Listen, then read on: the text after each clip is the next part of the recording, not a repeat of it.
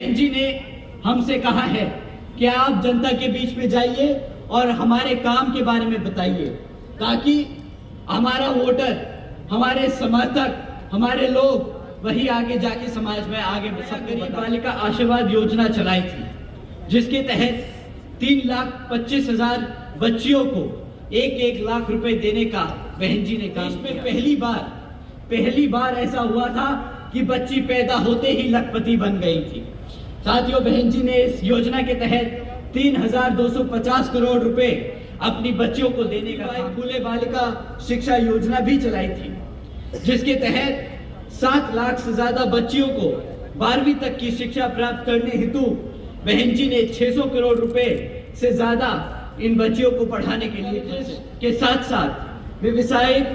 Technical institutes, engineering colleges, polytechnic एवं industrial training institutes के में अन्य पिछड़े वर्गों के छात्रों के लिए 27% आरक्षण की व्यवस्था तय की थी। सरकारी कॉलेजेस के स्टूडेंट हॉस्टल्स में अन्य पिछड़े वर्गों के छात्रों के लिए भी 27% आरक्षण व्यवस्था टैक्स मॉडल के तहत चलकर बसपा की सरकार ने प्रदेश में अपने शासनकाल में 12,500 करोड़ की लागत से हमारे सभी SC, ST व OBC के साथ साथ आदिवासी समाज के 3.5 लाख से ज्यादा परिवारों को महामाया आवास योजना के तहत अपने खुद का घर देने का काम के साथ साथ देश में पहली बार सरकारी ठेकों में भी आरक्षण की व्यवस्था तय की। नौकरियों पर भी लगी रोक को हटाकर बहुजन समाज के साथ सर्व समाज में से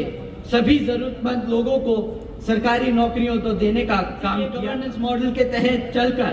बसपा की सरकार के नेतृत्व में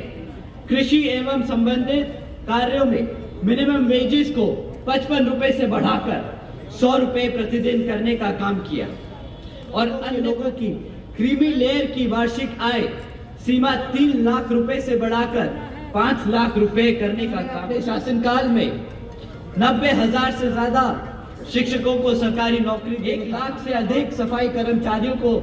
नौकरी देने का काम किया, 2 लाख से अधिक नौजवानों को पुलिस फोर्स में भर्ती करने का 6 लाख से अधिक अपर कास्ट समाज के कमजोर लोगों को विभिन्न सरकारी पदों पर नौकरी देने का काम। हर स्तर पर एक रिकॉर्ड छोड़ के रखा है कि आपने 5 साल के शासनकाल में युवाओं को नौकरी दी, हमारे बच्चों को शिक्षा दी, हमारे बुजुर्गों, हमारे पिछड़े वर्ग के समाज को छत भी आकर आपसे आने वाले 5 साल के लिए वोट नहीं मांगे। उन्होंने हमेशा से अपने कार्यकर्ताओं को बोला है कि जो हमने मेहनत करी, जो हमने लोगों को लाभ पहुंचाया, उसको जाके अपने समाज में बताओ, ताकि आने वाले 5 साल अगर वो वोट डाले तो वो पता रहे कि वो किसके लिए वोट डाल रहे हैं और उन्हें क्या मिलने वाला है।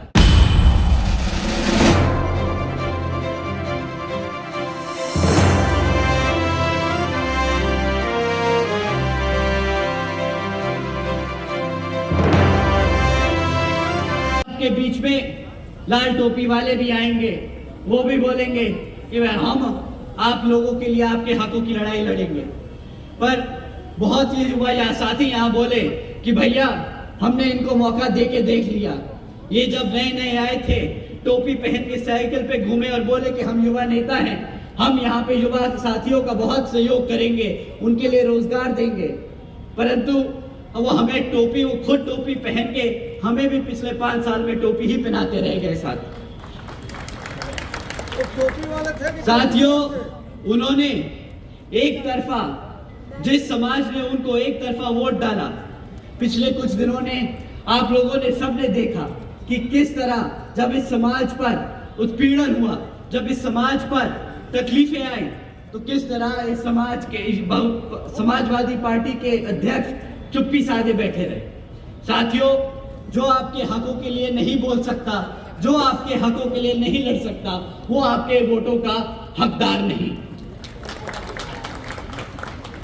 साथियों, जैसा कि मैंने आपसे शुरुआत में कहा था कि बहन जी ने हमसे कहा है कि आप जनता के बीच में जाइए और हमारे काम के बारे में बताइए, ताकि हमारा वोटर,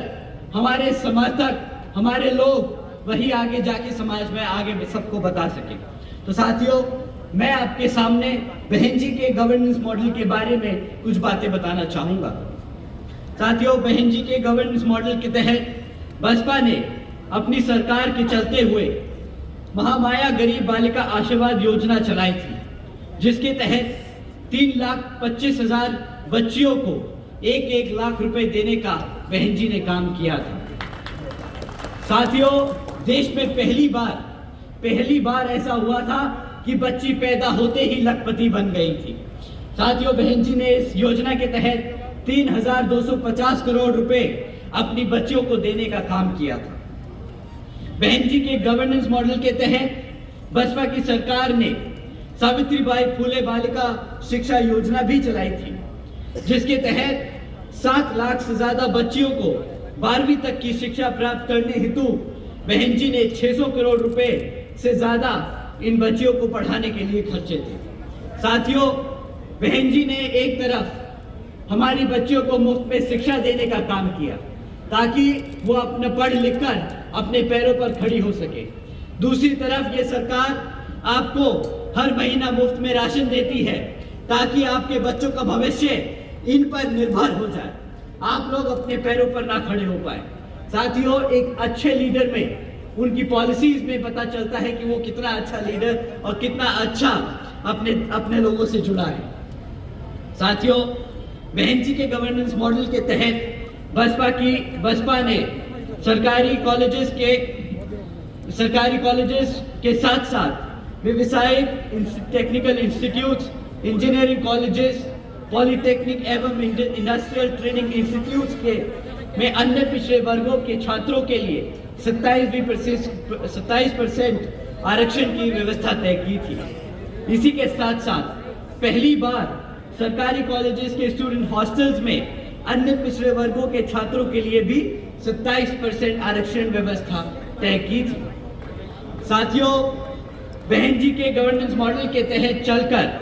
बसपा की सरकार ने प्रदेश में अपने शासनकाल में 12,500 करोड़ की लागत से हमारे सभी SC, ST व OBC के साथ साथ आदिवासी समाज के 3.5 लाख से ज्यादा परिवारों को महामाया आवास योजना के तहत अपने खुद का घर देने का काम किया था। साथियों, बहन जी के गवर्नेंस मॉडल के तहत चलकर बसपा की सरकार ने सरकारी नौकरियों के साथ साथ देश में पहली बार सरकारी ठेकों में भी आरक्षण की व्यवस्था तय की थी। इसके साथ साथ सरकारी नौकरियों के भीतर सरकारी नौकरियों पर भी लगी रोक को हटाकर बहुजन समाज के साथ साथ सर्व समाज में से सभी जरूरतमंद लोगों को सरकारी नौकरियों तो देने का काम किया था। साथियों, बहन जी के गवर्नेंस मॉडल के तहत चलकर बसपा की सरकार के नेतृत्व में कृषि एवं संबंधित कार्यों में मिनिमम वेजेस को 55 रुपए से बढ़ाकर 100 रुपए प्रतिदिन करने का काम किया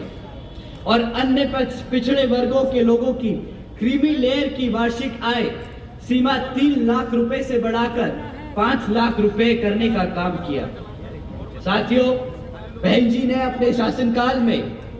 90,000 से ज्यादा शिक्षकों को सरकारी नौकरी देने का काम किया, 1 लाख से अधिक सफाई कर्मचारियों को नौकरी देने का काम किया, 2 लाख से अधिक नौजवानों को पुलिस फोर्स में भर्ती करने का काम किया और 6 लाख से अधिक अपर कास्ट समाज के कमजोर लोगों को विभिन्न सरकारी पदों पर नौकरी देने का काम किया। साथियों, बहन जी ने हर स्तर पर एक रिकॉर्ड छोड़ के रखा है कि आपने 5 साल के शासनकाल में युवाओं को नौकरी दी, हमारे बच्चों को शिक्षा दी, हमारे बुजुर्गों, हमारे पिछड़े वर्ग के समाज को छत देने का काम किया। साथियों, उन्होंने कभी भी आकर आपसे आने वाले 5 साल के लिए वोट नहीं मांगे। उन्होंने हमेशा से अपने कार्यकर्ताओं को बोला है कि जो हमने मेहनत करी, जो हमने लोगों को लाभ पहुंचाया, उसको जाके अपने समाज में बताओ, ताकि आने वाले 5 साल अगर वो वोट डाले तो वो पता रहे कि वो किसके लिए वोट डाल रहे हैं और उन्हें क्या मिलने वाला है। साथियों, आज मैं आप लोगों का ज्यादा समय ना जाया करते हुए अपनी बात को यही विराम देता हुए यहाँ पर विभिन्न क्षेत्रों में हमारे लोकसभा के चुनाव लड़ रहे प्रत्याशी को आने वाले लोकसभा चुनाव में हाथी के सामने वाला बटन दबाकर आप लोग विजय बनाएं और यहाँ पर बहन जी के हाथ मजबूत करने का काम करें। जय भीम, जय भारत।